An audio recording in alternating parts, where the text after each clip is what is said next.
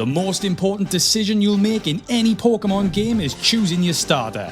It's not just a tradition, it's the decision that shapes your entire adventure. And among all the starters, one has built a reputation unlike any other. Meet Chikorita, the round leafy pear that's as adorable as it is infamous. Within the Pokemon community, picking Chikorita is basically considered choosing hardcore mode. And while that is a funny meme, it's also very true. Chikorita isn't just considered a weak starter. Many fans crown it the worst starter in the history of Pokemon. And with Pokémon Legends Z-A giving Chikorita one more chance to redeem itself, one question burns brighter than ever. Is this long-mocked underdog finally ready for redemption, or doomed to remain at the bottom forever? To understand the uphill battle it's been fighting since day one, we need to dive into what actually makes Chikorita the worst. Let's start with the obvious. Chikorita is a pure grass type, and in the Johto region, that's basically a death sentence. Gym by gym, Chikorita constantly finds itself at a disadvantage. Falkner's flying-type Pokemon present a huge challenge straight off the bat. Not only resisting you, but hitting you with super effective gusts from his impossible level 9 Pidgeotto. Jumping out of the frying pan and into the fire, the next gym leader Bugsy puts you straight back into the grinder, multiplying those resistances and smashing you with super effective attacks from his Metapod, Kakuna, and monstrous Scyther. While the third gym leader Whitney may not have a type advantage, her Miltank simply doesn't need one. We all know the memes. And despite Rollout being a rock type move, Chikorita doesn't get the satisfaction of hitting Miltank super effectively or resisting the move itself. Ghost type.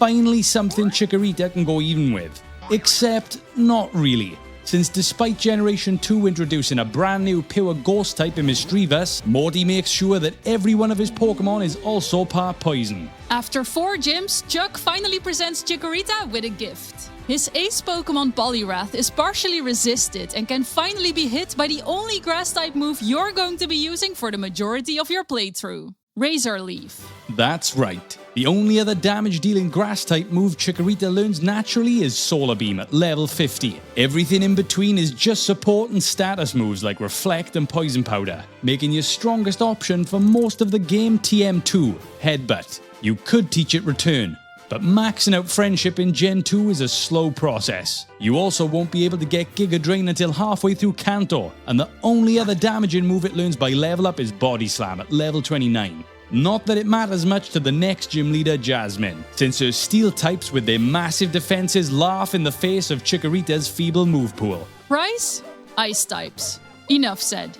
Claire? Dragon types that resist you and pack super effective moves like Ice Beam. You get the picture. The road to the Pokemon League is not an easy one for poor Chikorita, and we mean that quite literally, since the routes in Johto are absolutely teeming with flying, bug, and poison Pokemon. Not to mention the odd fire and steel type, as well as entire areas dedicated to ice types and Team Rocket that love to fill their teams with poison Pokemon. If the gym leader challenge didn't break you, the grind between each one definitely will. And even if you do grind through, your reward is Meganium, a defensive grass type in a single player game where offense is king. It doesn't hit hard, it doesn't hit fast, and its best tools are support moves like Reflect and Light Screen, which is great if you're in a double battle, but you're not. You're fighting NPCs who spam super effective moves. And just when you think the worst is over, your rival shows up to remind you just how bad you've had it. In Gold and Silver, if you start with Chikorita, he'll always have a type Flosion by the end of the game, meaning you're staring down a fully evolved fire type with massive special attack, stab Fire Blast, and a speed tier that leaves you in the dust. His other team members aren't much kinder either, with 5 out of the 6 Pokemon having a type advantage over you.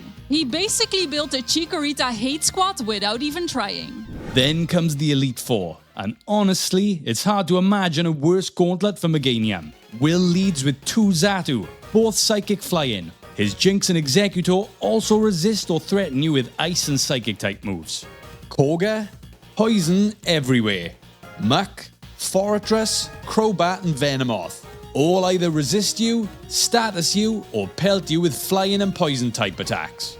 Bruno is the one slight breather. His fighting types don't resist grass, and his Onix are the only opponents you'll actually feel good about fighting, but they're barely worth the victory. Karen sends you right back to suffering with a Vileplume that walls you, a Gengar that resists you, and a Murkrow that's another fast flying type eager to put you out of your misery. And finally, Champion Lance. 6 Pokemon, 3 Dragonite. His Charizard laughs at you, his Aerodactyl destroys you, and those Dragonite are 4 times resistance to grass, and each one packs its own signature way to finish you off. Compare that to Typhlosion for Alligator, who gets strong stab moves, solid coverage, and some actual good matchups in the Elite Four. Suddenly you start to see why picking Chikorita is like fighting an uphill battle. You'd think a remake would be the perfect time to fix some of these problems, right? Well, not really. Heart Gold and Soul Silver might look shinier, but underneath, Chikorita's life is still a nightmare.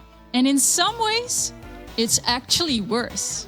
Obviously, the gym order hasn't changed, so Chikorita still walks into Faulkner's flying types, Buxie's Scyther, and the region crawling with problematic Pokemon. But now, the AI is smarter, the movesets are stronger, and even the side battles feel more calculated. The newly added abilities complicate things even more, putting new restrictions on key battles that you could have taken advantage of in the past. On top of that, the updated move pool and physical special split turn otherwise neutral matchups into real threats, like Bruno's Hitmonlee that now packs Blaze Kick, and his Hitmonchan whose elemental punches now deal way more damage. Even your rival takes it up a notch, adding more powerful stab boosted moves to his already heavily favoured crew. It's like Johto saw you pick Chikorita and took it as a personal insult. The remakes did make a few tweaks to Chikorita's moveset. It now learns Razor Leaf, Poison Powder, and Solar Beam at earlier levels and gains 3 new damaging moves. Magical Leaf at level 20, Natural Gift at level 23, and Petal Dance when evolving into Meganium at level 32. Magical Leaf is fine. It's only 5 points stronger than Razor Leaf, and since Chikorita's attack and special attack stats are identical, it's hardly game-changing.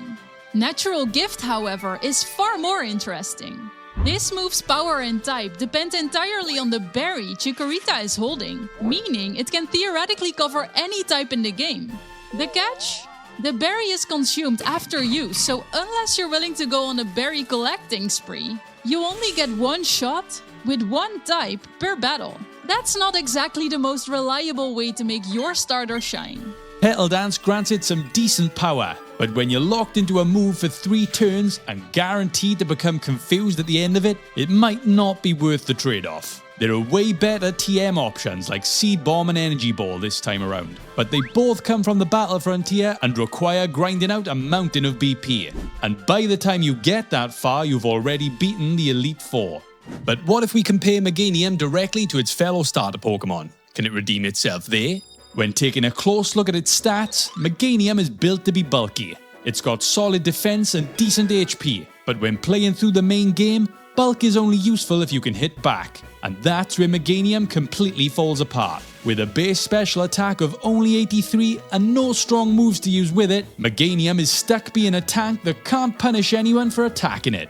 Compare that to something like Sceptile, which is fast and hits hard with Leaf Blade. Or Torterra, which at least has a unique grass ground typing and good physical attack to compensate for its low speed. Or Decidueye, who has ghost typing and priority options. Even Chestnut, who's another bulky grass starter, gets much better coverage, Leech Seed, and its own powerful signature move in Spiky Shield to turn it into a wall with teeth. Meganium? It gets Reflect, and Light Screen, and Synthesis. In short, Meganium isn't just the worst grass-type starter in Johto. It's arguably the worst grass starter in the entire franchise. But what if that's all about to change? Because despite all of this, there is one glimmer of hope left. Chikorita may have spent most of its life as the franchise's punching bag, but if there's one thing the Pokémon series loves to do, it's give old starters a fresh coat of paint. Just look at the track record. Kanto and Hoenn got multiple Mega Evolutions. Charizard even got 2. In Gala, once again, the Kanto starters received brand new Gigantamax forms. Hisuian forms brought back starters from Johto, Unova, and Alola, giving them brand new types and roles in battle. Each time, these new forms revived old starters, brought them back into relevance, and gave fans a reason to love them again. Now, with Pokémon Legends Z-A officially bringing back Mega Evolutions, and with Chikorita confirmed as one of the featured starter Pokémon alongside Tepig and Totodile, it's a pretty safe bet that we're about to see not just a return, but a redemption arc.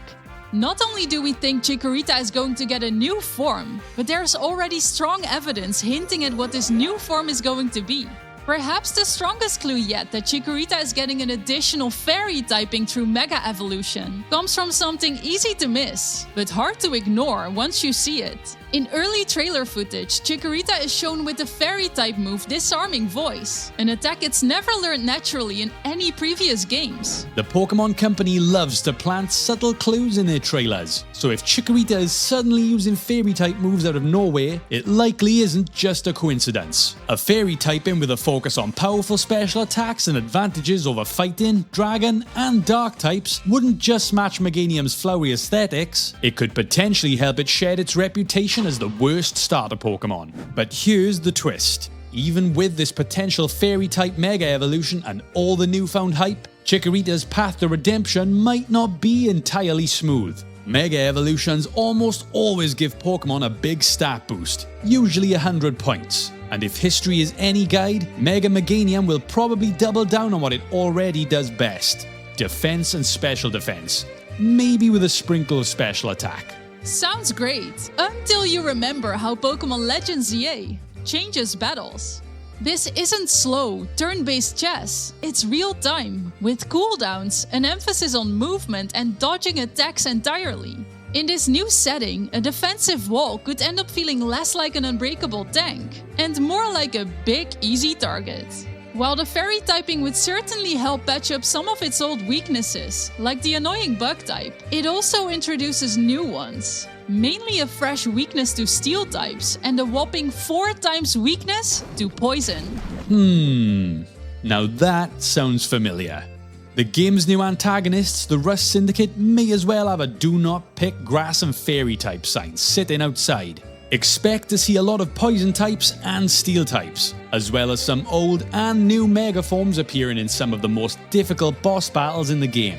Things are starting to look a bit too familiar. Even with stab fairy moves and some new offensive toys, Mega Meganium might be facing its biggest threats constantly. And since this is a Legends title, it's going to have to take them on without an ability. Potential game changers like Pixelate are gonna have to wait until after it leaves Pokémon Legends Z-A. It's not all gloom and doom though. A Mega Meganium could still shine in one very specific setting: the Wild Mega Evolution battles. Multiple trainers teaming up against a giant boss? That's where bulk and support moves could carry a fight. With screens, healing, and fairy coverage, Mega Meganium could be the shield your whole squad can hide behind, buying time for the attackers to land the big hits. Once it finally escapes Legends Z-A and makes its way to the mainline games, however, that's when things get really interesting. Armed with a brand new ability standing side by side with its doubles partner, this Pokémon could become the backbone of a winning team. Maybe this time Chikorita's redemption won't be defined by how well it does in the region you acquired it, but by finding the right battlefield. Whether Mega Meganium becomes a true powerhouse or just a lovable underdog with a shiny new twist, one thing's for sure: we're going to be there to see it unfold. And if you want to be there too, make sure to subscribe. A big thanks to our Patreon and YouTube members. Making content like this is a big undertaking, so it really means a lot. And if you'd like to support us too, you can join over on Patreon or become a member right here on YouTube.